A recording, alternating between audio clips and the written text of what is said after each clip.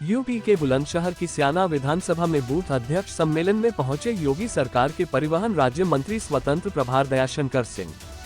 सम्मेलन में पहुंचे परिवहन मंत्री का भाजपा के पदाधिकारियों व कार्यकर्ताओं ने जोरदार स्वागत किया, जिसके बाद मंत्री जी ने सम्मेलन को संबोधित करते हुए मंच के कहा कि आज मोदी के नेतृत्व में चुनाव हो रहा है। उत्तर प्रदेश में विपक्ष लोकसभा चुनाव में इतना भयभीत है कि चुनाव लड़ने को तैयार नहीं है कि अभी तक कांग्रेस अमेठी और रायबरेली में प्रत्याशी घोषित नहीं कर सकी है।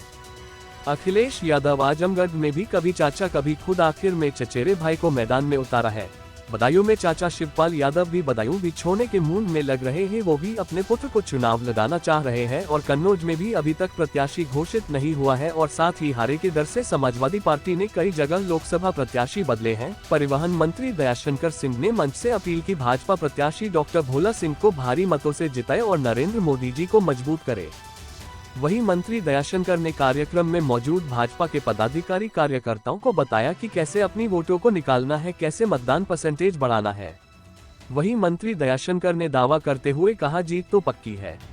2014 में जितने से जीते उससे लाखों वोटों से 2019 में जीते, इस बार तो 7 लाख से पार वोटों से जीतेंगे। महंगाई पर बोले, महंगाई कोई मुद्दा नहीं है, ये वह लोग बोल रहे हैं जो अपनी सरकारों में महंगाई बढ़ते रहे, उनके पास कोई और मुद्दा नहीं बचा, उनके प्रत्याशी भाग रहे इसलिए वह ऐसा बोलते हैं। इतना टाइट कर रहे, उनकी हिम्मत नहीं पड़ी कि हम आजमगढ़ से लड़ सकें, तो अपने चाचा को जो है बदायूं भेज दिए और अपने दूसरे भाई को आजमगढ़ भेज दिए और चाचा कह रहे हैं कि हम बदायूं से नहीं लड़ेंगे। चाचा भी लड़ने के लिए तैयार नहीं है, वो कह रहे हैं हमारा बेटा लड़ेगा, हम नहीं लड़ेंगे। आज पूरे उत्तर प्रदेश के अंदर आप सबके अथक प्रयास से, आप सबके पसीने के मेहनत से और मोदी जी और योगी जी के नेतृत्व से आज विरोधी इतने हतोत्साहित हो गए हैं, जो चुनाव लड़ने की हिम्मत नहीं कर पा रहे हैं, वो आपसे कैसे लड़ पाएंगे। इसलिए आप, क्योंकि यहां पर आप लोग वो हैं कि थोड़ी सी आप लोग अपनी इच्छा शक्ति को बढ़ा देंगे तो 7 लाख के पार भी डॉक्टर भोला सिंह को पहुंचा सकते हैं। एक वोट मुझे बताया गया कि 5000 से ज्यादा यहाँ पर पन्ना प्रमुख बनाया गया है और सभी अपने पन्ना प्रमुख, अपने पेज प्रमुख यदि ये निर्णय कर लें कि हम एक वोट भी अपने बूथ पर बिना वोट के खाली नहीं रहने देंगे, तो आप देखिए आपका परसेंटेज कितना बढ़ जाता है। क्योंकि आप यदि 10-15 वोट अपने बूथ पर बढ़ाएंगे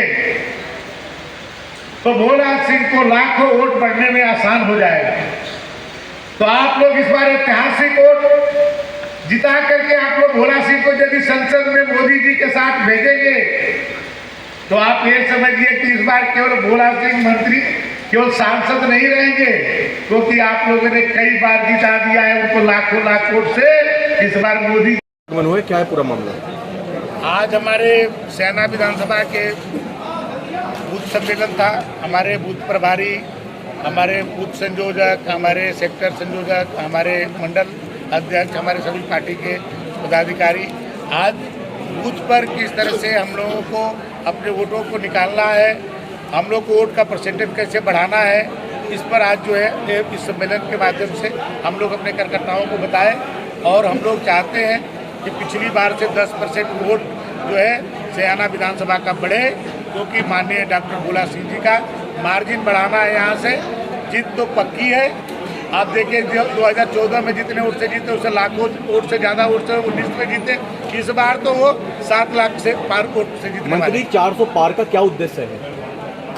देखिए 400 पार का उद्देश्य ये है कि जो काम माननीय मोदी जी ने किया है, देश के लिए किया है, यहाँ के लोगों के लिए किया है। आज़ादी के बाद पहला प्रधानमंत्री नरेंद्र मोदी है जो 10 वर्षों के अपने काम को जनता के बीच में ले गए। पहले जनता नेता से पूछती थी कि आपने क्या किया, पहली बार देश का प्रधानमंत्री कह रहा है कि मैंने ये किया। ये देश की जनता का जो 75 वर्षों में नहीं हुआ वो सभी काम मोदी जी ने करके दिखा दिया।